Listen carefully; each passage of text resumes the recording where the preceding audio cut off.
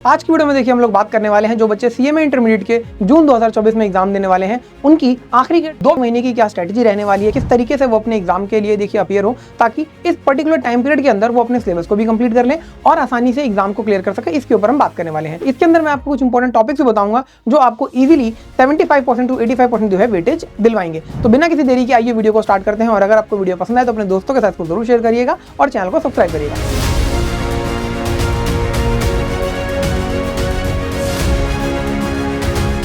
तो आइए हम लोग बात करने वाले हैं सर सीएमए इंटरमीडिएट की आपकी 2 मंथ्स की स्ट्रैटेजी की। तो देखिए सबसे पहले आपके पास जो पेपर है, आपके 8 पेपर है यहाँ पर, जिसमें आपका paper 5 business law and ethics की बात करता है। बात करूं पेपर नंबर 6 की तो फाइनेंशियल अकाउंट्स की देखिए बात करता है। पेपर नंबर 7 के अंदर आपके पास देखिए 2 पार्ट है। टैक्सेशन का आपका पेपर है जिसमें डायरेक्ट टैक्स और इनडायरेक्ट टैक्स की बात की जाती है, ठीक है जी। इसके साथ साथ पेपर 8 आपका कॉस्ट अकाउंट का पेपर है। बात करूं अगर पेपर 9 की तो operation management and strategic management आपका देखिए पेपर है। इसके बाद पेपर 10 आपका कॉर्पोरेट अकाउंटिंग एंड ऑडिटिंग का है। पेपर 11 की बात करें तो financial management and business data analytics का है। इसके बाद पेपर नंबर 12 जो है आपका वो मैनेजमेंट अकाउंटिंग का है। अब इन सभी पेपर के अंदर कौन से इंपॉर्टेंट टॉपिक्स हैं और किस तरीके से आपको अपनी स्ट्रेटेजी रखनी है, इसके ऊपर हम आइए बात करते हैं। तो सर देखिए सबसे पहले कुछ जनरल पॉइंट्स यहाँ पर डिस्कस किए गए हैं जिनके अंदर बताया जा रहा है कि किस तरीके से आप अपनी तैयारी को रखेंगे। तो सर सबसे पहले देखिए आपको अपना स्टडी मटेरियल बहुत अच्छे से करके जाना है, क्योंकि देखिए जो पेपर बनता है वो स्टडी मटेरियल से ही बनता है। तो स्टडी मटेरियल को कभी भी इग्नोर नहीं करिएगा। अगर आपने कोई दूसरी बुक ले रखी है रेफरेंस के तौर पे तो उस बुक को जरूर पढ़िए, लेकिन इस बुक के अंदर आपके स्टडी मटेरियल के अंदर जितने भी इलस्ट्रेशंस हैं, जितने भी क्वेश्चंस हैं, जितने भी ट्रू फॉल्स हैं, जितने भी देखिए आपके इलस्ट्रेशन एग्जांपल्स हैं, क्वेश्चंस हैं, एमसीक्यू क्वेश्चंस हैं, सबको आपको बहुत अच्छे से करना है। इस चीज का ध्यान रखेंगे तो आपका देखिए जो स्टडी मटेरियल है उसको जरूर फॉलो करिएगा, चाहे इंटरमीडिएट की बात की जाए या फाइनल लेवल पर, बहुत ज्यादा ये इंपॉर्टेंट रहता है। इसके बाद देखिए आपको उन एरियाज पे फोकस करना है जो कि सबसे ज्यादा इंपॉर्टेंट है। कौन से वो इंपॉर्टेंट एरियाज हैं अभी मैं सब्जेक्ट वाइज देखिए पेपर वाइज इसके ऊपर बात करने वाला हूं, ठीक है जी। इसके बाद देखिए जब आप अपने इंपॉर्टेंट एरियाज को आइडेंटिफाई कर लेंगे, उनकी प्रिपरेशन करेंगे, वीडियोस वगैरह देखेंगे, कॉन्सेप्ट की तैयारी करेंगे, क्वेश्चन की प्रैक्टिस करेंगे, तो जब आप इन सब चीजों को कर लेंगे तो आपको देखिए चैप्टर वाइज टेस्ट जो है वो देने हैं। आपने अगर एक पर्टिकुलर सब्जेक्ट का एक चैप्टर कंप्लीट कर लिया, फॉर एग्जांपल जीएसटी की मैं बात करूं, आपने इनपुट टैक्स चैप्टर कंप्लीट कर लिया, तो आपको उस चैप्टर के ऊपर बेस्ड जो टेस्ट पेपर है वो जरूर देने हैं, ठीक है जी, ताकि आपको इवैल्यूएशन हो सके, पता लग सके कि आपको कितनी अंडरस्टैंडिंग हुई है किसी पर्टिकुलर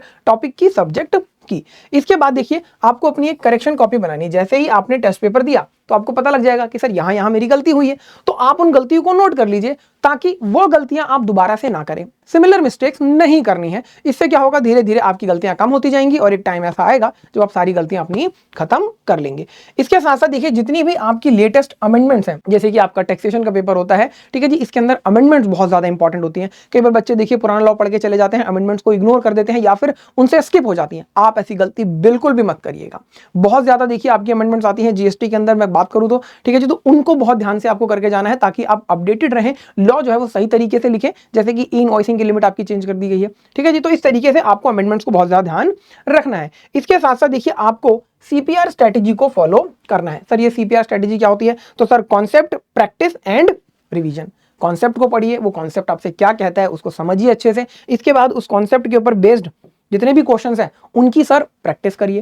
क्वेश्चंस की जब आप प्रैक्टिस कर लेंगे, कॉन्सेप्ट आपने पढ़ लिया तो थोड़ी कि उसे खत्म करके रख देंगे, नहीं, उसकी बार बार रिवीजन करेंगे, दोहराएंगे ताकि वो हमें रिकॉल रहे, हम आसानी से देखिए जब उसको क्वेश्चन कर रहे हैं तो हमें चीजें याद आ जाएं, ठीक है जी। तो ये कॉमन स्ट्रैटेजी है जो आपको फॉलो करनी है अपने इन 2.5 मंथ्स के अंदर।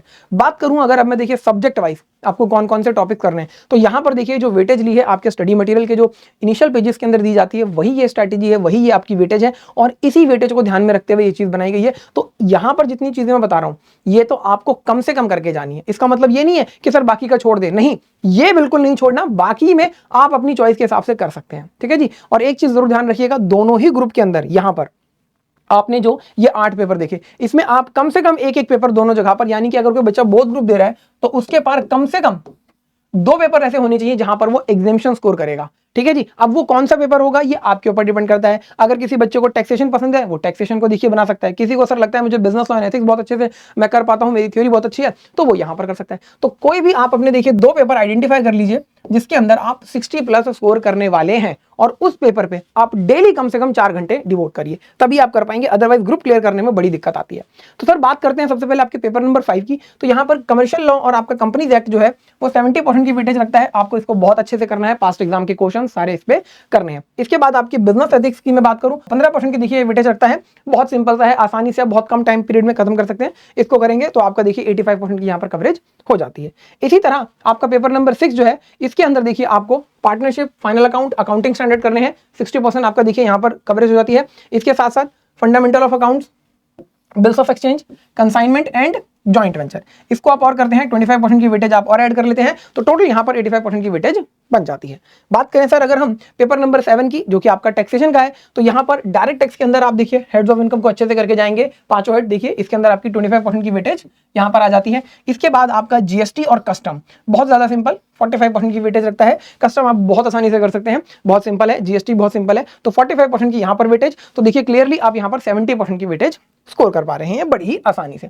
बात करूं अगर मैं पेपर नंबर 8 की, जो कि आपका कॉस्ट अकाउंटिंग है, तो यहां पर आपको देखिए method of costing, cost accounting techniques, इसके साथ साथ देखिए कॉस्ट अकाउंटिंग स्टैंडर्ड्स, इसके साथ साथ एलिमेंट ऑफ कॉस्ट, ये आपके 25% की वेटेज रखते हैं। तो टोटल यहां पर देखिए आपके पास 85% की वेटेज हो जाती है। ठीक है जी, चलिए बात करते हैं सर पेपर नंबर 9 की। तो एसएम के अंदर देखिए आपको सभी चैप्टर्स करके जाने हैं, ऑल 4 चैप्टर्स 40% की वेटेज रखते हैं। बात करूं अगर मैं यहां पर देखिए आपके ओएम की, तो यहां पर प्रोडक्शन प्लानिंग कंट्रोलिंग 20% और प्रोजेक्ट मैनेजमेंट 15% की वेटेज रखता है। तो टोटल यहां पर भी देखिए आपके पास 40 + 20 60 और 75% की वेटेज यहां पर भी बन जाती है। तो इन टॉपिक को जरूर करके जाइएगा। और देखिए यहां पर थ्योरी है, तो प्लीज इसको हाथ से लिख के जरूर देखिएगा जब भी आप क्वेश्चंस की प्रैक्टिस करें। सिर्फ रीड करने से काम नहीं चलेगा, कम से कम डेली बेसिस पर आपको देखिए 5 पेजेस थ्योरी की राइटिंग प्रैक्टिस करनी है, कम से कम 5 पेजेस की। ठीक है जी, जिसके अंदर आप जो भी क्वेश्चन करें इस तरीके से करें कि एग्जाम के अंदर लिख रहे हैं, ताकि प्रॉपर्ली आप कर सकें। इसके बाद अगर मैं बात करूं आपकी पेपर नंबर 10 की, जो कि आपका कॉर्पोरेट अकाउंट और ऑडिटिंग का है, देखिए तो यहां पर आपकी कॉर्पोरेट अकाउंट के अंदर कंसोलिडेशन, इसके बाद अकाउंटिंग स्टैंडर्ड, कंपनीज अकाउंट, इसको आपको बहुत अच्छे से करना है। यहां पर आपकी 30% की वेटेज जो आती है। इसके बाद ऑडिटिंग के अंदर कंपनी ऑडिट आपका 30%, इसके बाद auditing of different type of undertakings, ये आपको 10% की वेटेज देता है। तो 40 यहां पर और आपका 30 यहां पर, 70% की वेटेज देखिए यहां पर भी आपको देखने को मिलती है। तो इनको जरूर करिएगा आपके पेपर नंबर 10 के अंदर। बात करें सर अगर पेपर नंबर 11 की, तो एफएम के अंदर आपको sir capital budgeting, working capital management, tools for financial analysis, इसके साथ साथ कॉस्ट ऑफ कैपिटल, 55% की देखिए आपको ये वेटेज देता है। तो इन टॉपिक्स को बहुत अच्छे से करिएगा। बिजनेस डेटा एनालिटिक्स की बात करें तो चैप्टर नंबर 9, 10, 11, 15% की वेटेज आपकी रखते हैं। तो आपको इस तरीके से करना है। तो 55% यहां पर और 15% यहां पर आपको देखिए क्लियरली 70% की वेटेज देखने को मिल जाती है। इसके बाद सर आपका जो पेपर नंबर 12 है, देखिए इसमें मैनेजमेंट अकाउंटिंग के अंदर आपको देखिए activity based costing, marginal costing,